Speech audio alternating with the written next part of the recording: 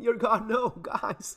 The far right, the far extreme right is winning in Europe. Oh, drink those liberal tears. Are tasting better than ever. Folks, welcome to the channel. And yes, as you probably heard, there's been elections in the European Union, and there's been some changes. And yes, more conservative, right-wing politicians have been making some important gains. So the members of the European Parliament is what got voted, and yes, they've been having quite a bit of success, and the left is freaking out.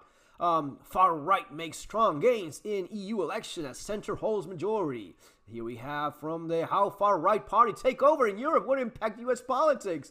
And here is the main takeaway after the far right rocks European politics, sparking a snap election in France. So there's several things going on here. First of all, understand that Europe being a continent, European Union being the member states of Europe, yes, in the European Union, there's been elections for the members of the European Parliament. Remember that the members of the European Union, these are full sovereign states. It's not like in the United States where you have this shared sovereignty thing. No, it's full sovereignty states that at any moment, as the case of United Kingdom clearly showed, at any moment you can just say, I'm out. Yeah, you don't have to do a damn thing. You just have to say, I'm out. Now, of course, given that you have been probably member state for a number of years and used to the idea of free movement of people and goods, that is super easy to do if you choose to do so, but maybe it's unwise to just jump into it without having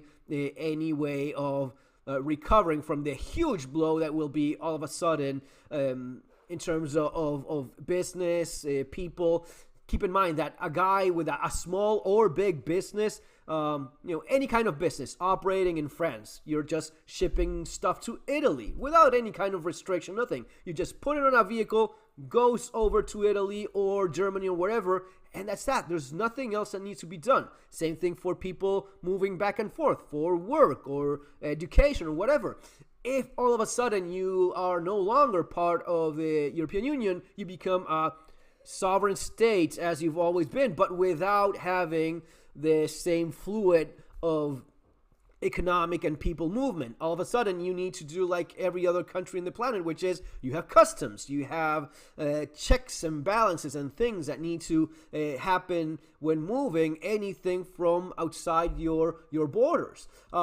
So every single European member state has their own local elections like any other country, but besides that, people from the European Union also vote for the European Parliament, the members of the European Parliament, which represent your interests in the Union. It's usually been held by this, center to center. These guys from the EPP, right, the European People Party, so-called Christian Democrats, a lot of Germany in this mess, liberal, conservative, center-right, a lot more on the left than they like to admit, at least the way I see it, and very little Christian. This is where things get weird. Oh yeah, we're Christian. Yes, we have these LGBT priests or whatever, right?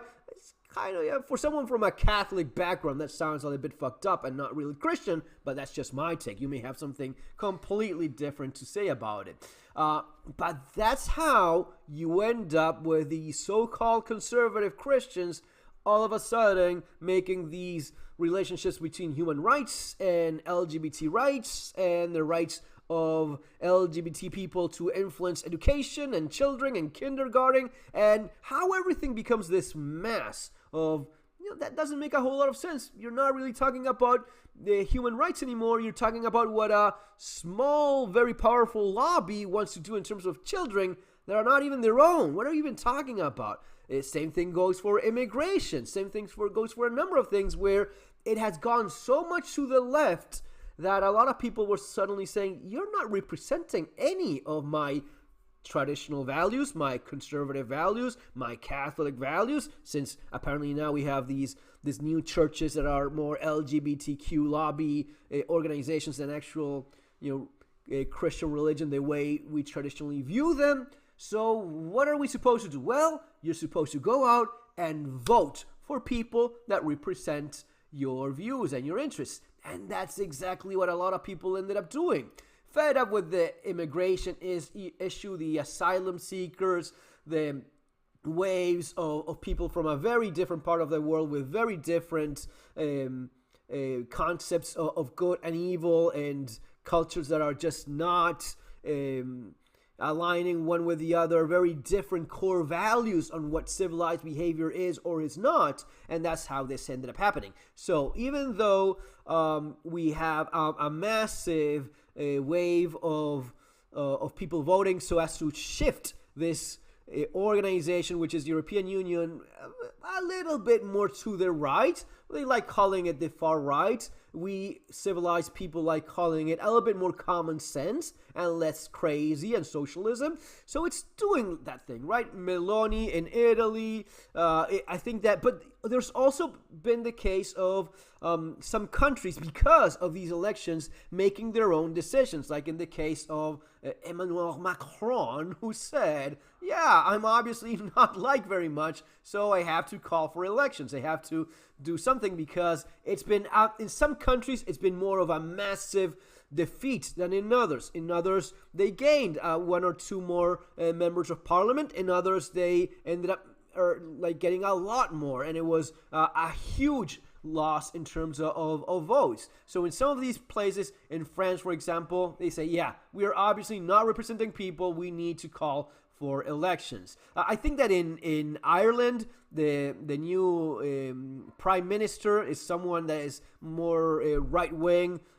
Fortunately for them, someone that's more aligned with the ideas of, in terms of immigration and so on. So there's been lots of positive change, but of course, leave it to CNN to make a huge panic feast out of this. Take a listen. Debates are going to be about, and these national debates, of course, inform what the Commission does and the Council. And we have some of the biggest issues facing Europe since World War II, by far the biggest security threat facing Europe, with Russian aggression in Ukraine and the ongoing war in Ukraine. But beyond the questions of whether or not Europe can be united in its support for Ukraine, there are questions of European enlargement, of the green agenda, and also at the heart of what the European Union is about, whether it's the green agenda. You know, the idea of buying energy from Putin being the same people that stand against Putin. Which one is it? You cannot denounce Putin as a tyrannic Soviet commie dictator that he is, but at the same time, oh, my green agenda, so I buy energy from the guy.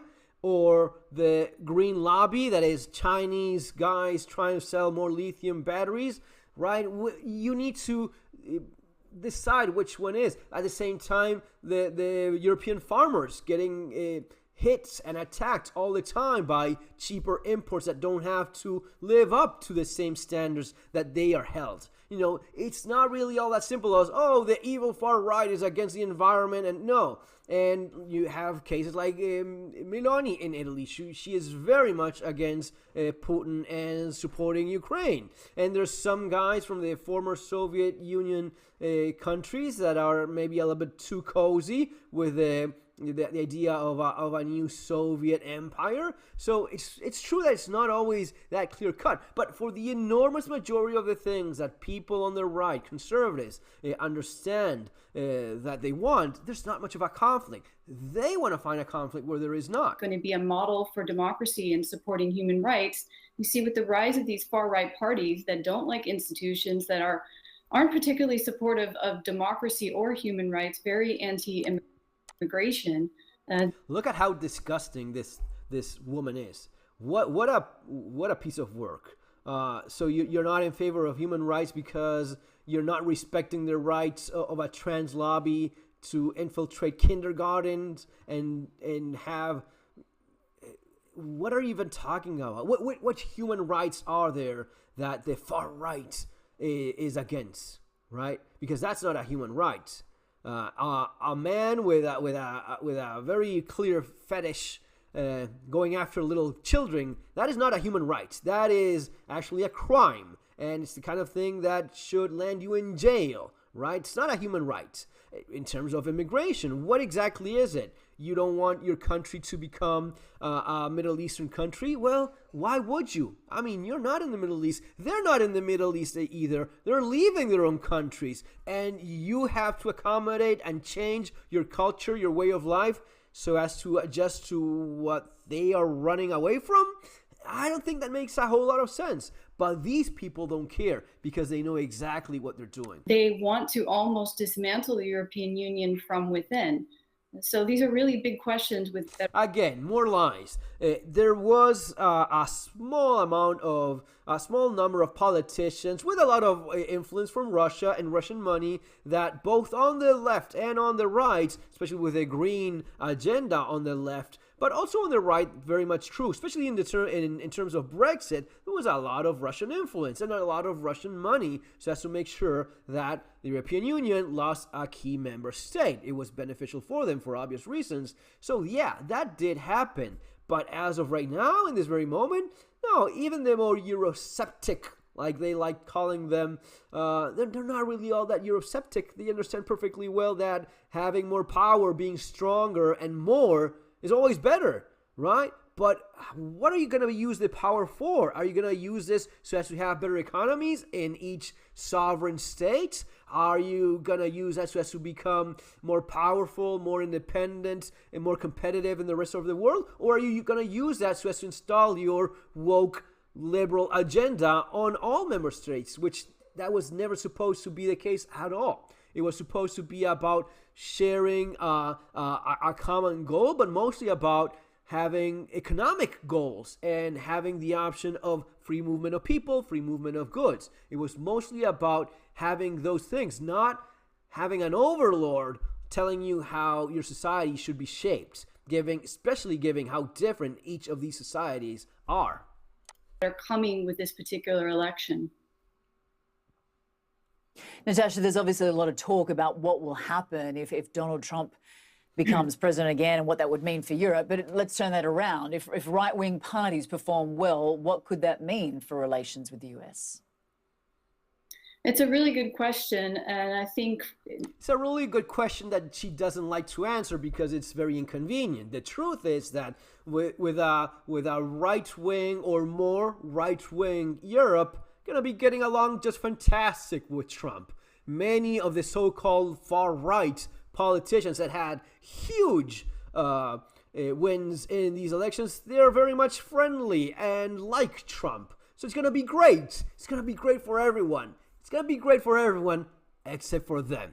Okay, guys? So yeah, I'll leave you with that because the rest is not really worth listening to. But hey, it's good news. It is good news that finally all of that common sense is translating to votes. Is it all the best? No, it's really not. Nothing is fantastic, perfect. That's not the way it is. But it's definitely better news. It's definitely good news. Now, it's always the case that some of these conservative politicians, like our buddies here in the European People's Party with their weird ideas of what Christianity is supposed to be and what a conservative person is, they will try to stop the true right-wing, true conservative parties from making any gains or any of those ideas being properly represented. How far they can push? Well, it's going to be depending on how many votes they lose. And they've lost quite a bit. And if they keep fucking around, they will keep finding out, meaning they will lose even more votes in the next run. So they kind of have to adjust. In spite of all of the talk, they now have to adjust a little bit of what they're doing so as to accommodate for the people that don't want to go more with this far left, crazy, socialist, insane, woke project of theirs that people are just honestly fed up with. Guys, remember, so as to be better prepared, you have the channel and you have my books, Surviving the Economic Collapse and Street Survival Skills, available in the links following there below in Amazon. See you next time. Take care.